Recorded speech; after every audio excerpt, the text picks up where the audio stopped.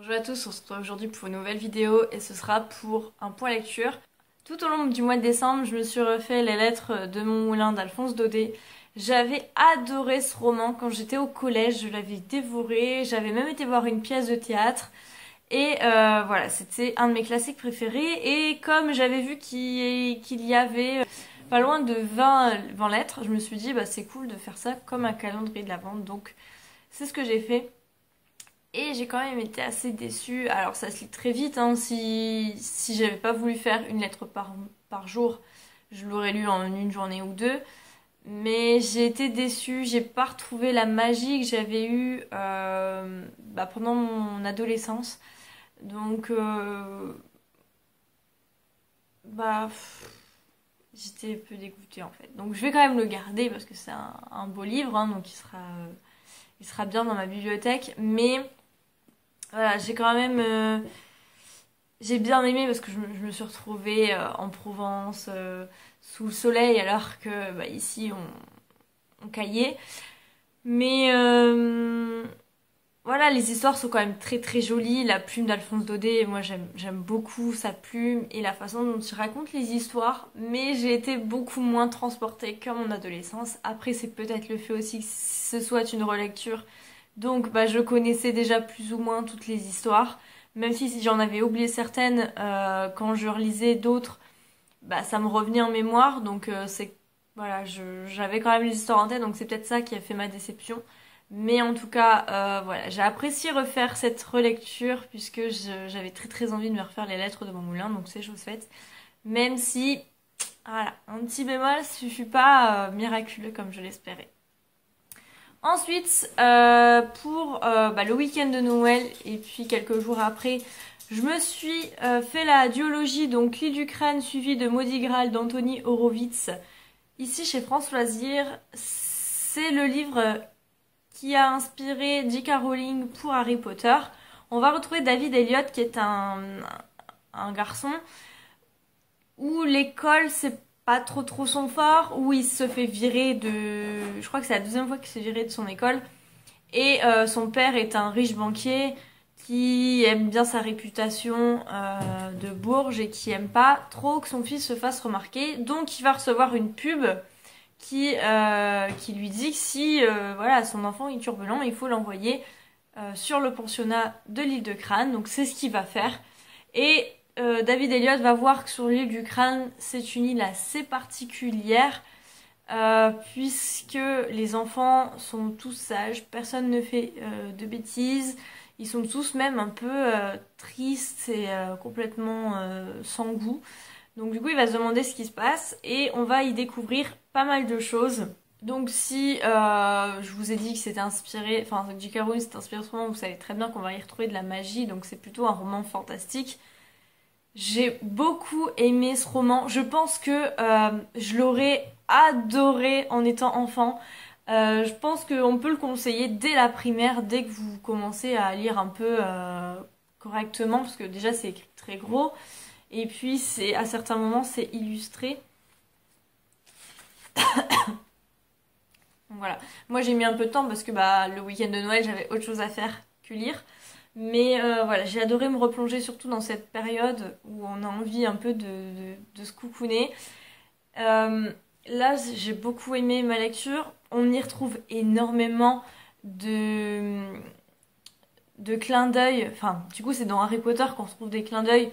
Mais j'ai réussi à faire plein de liens avec Harry Potter et je me suis dit qu'effectivement, même si je l'avais pas su, en lisant ce roman, j'aurais direct capté que J.K. Rowling s'est inspirée de ce roman. Après, c'est pas du copier-coller puisque Harry Potter, enfin l'univers d'Harry Potter est complètement dingue et beaucoup plus développé que là-dedans. Autant que Harry Potter, ça peut être pour les enfants, mais plus pour les ados et les adultes, autant que celui-ci, c'est carrément de la jeunesse. Voilà, il y a certains moments où c'est tout mignon, on voit très bien que c'est de la jeunesse, quoi. Donc non, j'ai beaucoup aimé que ce soit le tome 1 ou le tome 2. Donc le tome 1, c'est plus la découverte de David Elliott, de ses camarades, donc du trio de camarades, donc fait de deux garçons et d'une fille, voilà. Euh, et le deuxième tome, c'est plus consacré sur la recherche du maudit Graal Et puis du coup il y a un peu plus d'action dans le deuxième. Mais en tout cas j'ai beaucoup aimé cette histoire, je le regrette pas et je vais le garder parce que j'aimerais bien me le relire, pas tout de suite, hein, mais je sais que c'est un des livres que je pourrais relire plus tard parce que vraiment j'ai bien aimé cette histoire. Ensuite, j'ai lu La traversée de Jean-Christophe Tixier chez Rajo. Ici, on va retrouver Sam, qui est un jeune Africain qui veut aller en Europe et qui va prendre du coup les bateaux pour migrants. Et en fait, il va y avoir une tempête qui va provoquer le naufrage du bateau. Et lui va échapper à la noyade parce que il a appris à nager en fait dans son pays et du coup il va traverser la mer pour arriver sur la côte parce qu'il était pas très loin de la côte. Et il va essayer d'aider les gens à survivre parce que beaucoup d'entre eux ne savent pas nager et ils voient ses camarades se noyer. Donc ça c'est des passages assez compliqués surtout pour la jeunesse mais qui sont quand même très réalistes hein, parce que quand on lit ce roman, on sent très bien que c'est réaliste et qu'il y a beaucoup de passages réels et que c'est pas de la fiction. Donc même si Rajo c'est plus destiné à la jeunesse et aux adolescents, voilà, c'est réaliste. On va pas non plus mentir par rapport à ce qui se passe dans la vraie vie. Donc c'est un roman plutôt engagé et documenté sur tout ce qui est traversée des migrants, notamment les traversées de la Méditerranée. Et donc on va revoir toute sa vie, comment il en est arrivé là, et jusque au jour de la traversée à la nage. Et ce que j'ai aimé, enfin pas sur le coup, mais finalement après réflexion, ce que j'ai beaucoup aimé, c'est la fin qui m'a frustrée effectivement, comme je pense tous les lecteurs qui ont lu ou qui vont lire ce roman. Mais qui, au final, au vu de l'explication de l'auteur, parce que l'auteur ne nous laisse pas comme ça, il nous donne une explication à la fin, et au vu de l'explication, j'étais totalement d'accord avec l'auteur, et c'est ce qui m'a plu dans ce roman, parce qu'effectivement, même s'il est court, j'ai trouvé quand même qu'il y avait... Enfin voilà, moi je me suis un petit peu, alors pas ennuyée, mais j'ai trouvé qu'il était plutôt long, surtout que c'est de la jeunesse, donc je me dis, moi en tant qu'adulte, j'ai trouvé ça long. Voilà. Après, c'est très intéressant, je pense que pour ceux qui veulent en connaître un peu plus sur les migrants, qui se posent des questions sur tout ce qui est traversée des migrants, pourquoi ils traversent, comment ils traversent, etc. Ça peut être très intéressant à faire lire aux jeunes. Et surtout pour la fin, parce que du coup, c'est comme... c'est le reflet du roman. C'est très réaliste et très triste. Parce que ce roman, c'est quand même... c'est pas la joie, hein, donc vaut mieux lire ça quand on n'est pas déprimé. Donc voilà. Ensuite, j'ai lu Trafic de Benoît Sévrac. Là aussi, c'est pas un roman joyeux puisqu'on se retrouve dans la cité à Toulouse, donc qui a été malheureusement connue avec la tuerie qu'a fait Mohamed Merah. Et donc l'auteur nous pose le décor là-bas dans cette cité et nous fait intervenir Serjaï, je crois qu'elle s'appelle. Sergine qui est une vétérinaire de Toulouse et qui va être au cœur de l'histoire puisque Samia, une adolescente du quartier, va venir la voir complètement désespérée en disant qu'elle a trouvé un chien dans sa cave qui est au plus mal et qu'il faut absolument sauver. Mais par contre, il faut faire ça très discrètement puisque son frère est un dangereux dealer ou voilà, une dangereuse personne de la cité et qu'il faut faire ça en cachette. Donc ils vont essayer de récupérer le chien, ça va très mal se passer. On va notamment du coup, moi j'ai découvert cette histoire de chien, à quoi sert le chien et toute l'histoire autour du chien. Donc ça, pour les personnes, je pense notamment à Caro. Je pense que Caro, c'est pas la peine de lire ce roman ou alors passe les bonnes 30-40 premières pages. parce que c'est vraiment violent, mais en même temps c'est quand même la réalité. Donc tout ce qui est écrit dans ce roman, il y a quand même beaucoup de violence, mais qui n'est pas gratuite, qui sert à l'histoire et qui est expliquée. Donc ça j'aime bien. J'ai bien aimé cette histoire, puisque je l'ai écrit dans ma chronique, ce sera peut-être mieux formulé dans ma chronique écrite, mais on y parle de beaucoup de choses. On y parle de tout ce qui est mariage forcé, qui existe et qui se fait sans forcément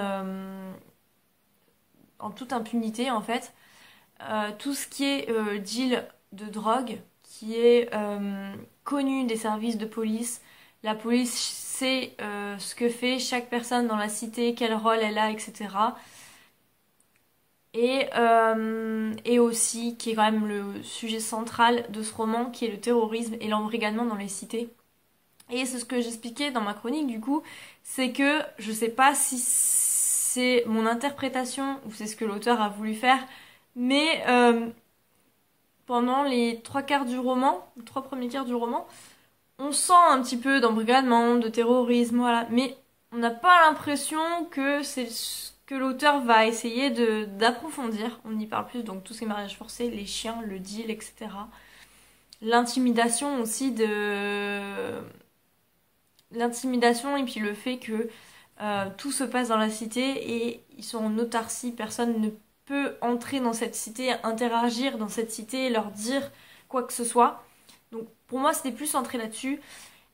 Et puis au fur et à mesure, voilà, l'auteur instille quelques propos par rapport à un jeune qui s'est embrigadé, qui devient un peu plus violent, un peu plus dans l'action. Sans plus, jusqu'à un moment explosif où là toute l'histoire se rebascule pour aller vers le dénouement. Et j'ai trouvé que c'était exactement la réalité, puisque en général, quand il se passe quoi que ce soit, on se dit qu'on aurait pu le voir avant. Il y avait plein d'indices qui nous donnaient la piste et qu'on n'a pas suivi. On n'était pas centré là-dessus. Mais en tout cas, j'ai énormément aimé. Je pense qu'au vu de la longueur de cette chronique et au vu de mon article de blog, vous verrez que j'ai bien aimé ce roman. Même si j'ai trouvé quand même à certains moments qu'il y avait quelques longueurs. Alors c'est pas non plus exceptionnel. Mais voilà, s'il y avait un point négatif, c'est qu'à certains moments il y avait quand même des longueurs. Mais après, j'ai beaucoup aimé cette histoire et je vous la recommande, notamment si vous aimez tout ce qui est roman policier sur... Enfin, c'est pas vraiment en plus... Je sais pas vraiment si c'est un thriller, un policier. J'ai du mal à classer mes lectures en général.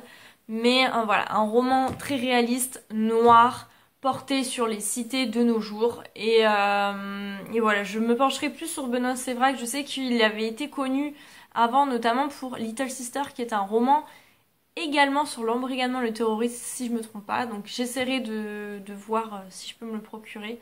Et tout au moins de le rajouter sur ma wishlist pour qu'il reste un petit peu dans ma mémoire. Mais en tout cas, je vous le recommande parce que j'ai beaucoup aimé Trafic de Benoît Sévrac. Et enfin, dernière lecture, mais pas des moindres, il s'agit de l'Atelier des souvenirs de Anne Hidou Tivé, qui est publié chez Michel Lafon là en janvier et qui a été une très bonne lecture. J'en avais entendu parler quand l'auteur avait mis son livre sur Librinova, avait partagé son livre sur Librinova, puisque ça faisait partie d'un des livres au concours pour le salon du livre. Moi j'avais choisi Régis, mais l'Atelier des souvenirs me tentait énormément. Il a fallu faire un choix. Et là, quand j'ai vu qu'il était publié chez Michel Lafon, que je pouvais l'avoir en service presse sur une note galée, j'ai foncé dessus. Il s'agit d'Alice, qui est une jeune fille qui a un master en psychologie ou je sais plus quoi, qui arrive pas à trouver du boulot, qui en a marre de son chômage, qui est vraiment au plus bas et qui a une idée en fait, qui va aller animer des séances d'écriture dans les maisons de retraite. Elle va se lancer dans ces ateliers d'écriture et ça va être juste magnifique. J'ai beaucoup aimé cette histoire. On va y retracer des souvenirs de toutes ces personnes âgées qui pour certains, perdent la mémoire. Et avec ces ateliers, vont se remémorer pas mal de choses de leur passé, pouvoir s'améliorer s'améliorer au niveau cognitif. J'ai beaucoup aimé l'idée de l'auteur. Je sais pas si du coup ces genres d'ateliers existent dans les maisons de retraite. En tout cas, celle que je connaissais, il n'y avait pas ce genre d'atelier. Mais j'ai trouvé l'idée exceptionnelle et du coup ça marche tellement bien que la maire de la ville lui demande d'intervenir pour les TAP dans les écoles. Alors je crois que du coup c'est maternelle par contre. Et du coup ils font des ateliers de collage, des choses comme ça, et ou primaire peut-être. Et ils font des ateliers de collage pour pouvoir, pareil, faire des ateliers, alors peut-être pas de souvenirs, parce que bah du coup les petits ont beaucoup moins de souvenirs que les personnes âgées de maison de retraite. Mais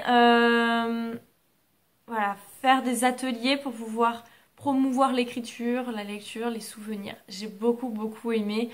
Et on va y retrouver donc une bande de personnes âgées, et c'est ce que j'adore. Vous voyez dans mes lectures, en général, j'aime beaucoup tout ce qui est en rapport aux personnes âgées. Je trouve que ce sont les personnes qui peuvent nous apporter le plus de choses. Et là, notamment, je me suis énormément attachée au personnage de Germaine, qui pour moi est le personnage fort de l'histoire. Et la voir comme ça au fur et à mesure de l'histoire, ça m'a énormément touchée. J'ai beaucoup aimé ce personnage.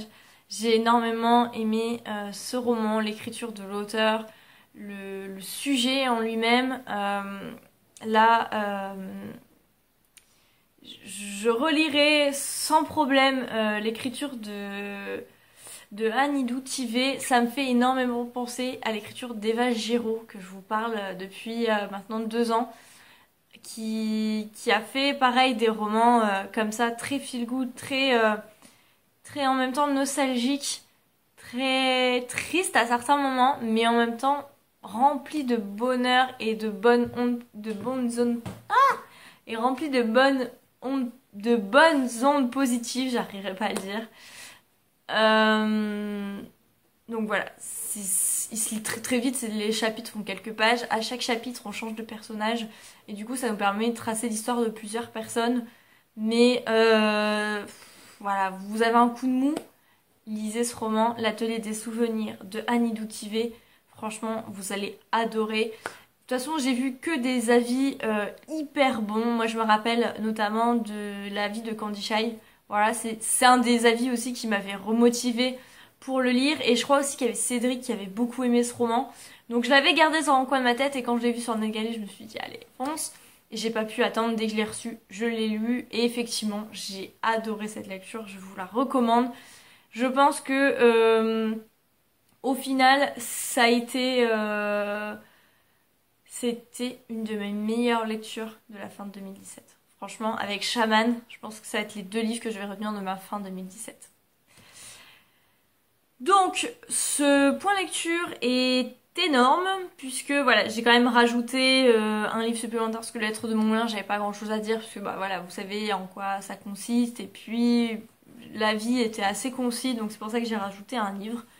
Mais voilà, j'espère que je vous ai donné envie au moins de lire Trafic et l'Atelier des souvenirs, parce que c'est vraiment les 2 gros coups de cœur de ce point lecture. Franchement, j'ai bien aimé. Autant que l'Atelier des souvenirs, effectivement, c'est un coup de cœur. Après, Trafic, c'est une bonne lecture, sans être un coup de cœur, mais c'est vraiment les 2 meilleures lectures de ce point lecture. Avec Maudit Graal et Les du Crâne, qui est une bonne lecture, mais plutôt destinée à la jeunesse. Je pense que ça aurait été un coup de cœur si je l'avais lu 15 ans plus tôt peut-être. Mais en tout cas, je pense que pour les enfants, ça peut être une très bonne lecture. Pour ceux qui veulent peut-être commencer des vrais livres, vous savez, sans forcément voilà, les images à chaque fois. Je pense que ça peut être très bien et ça va être conseillé à partir de 8-9 ans, je pense.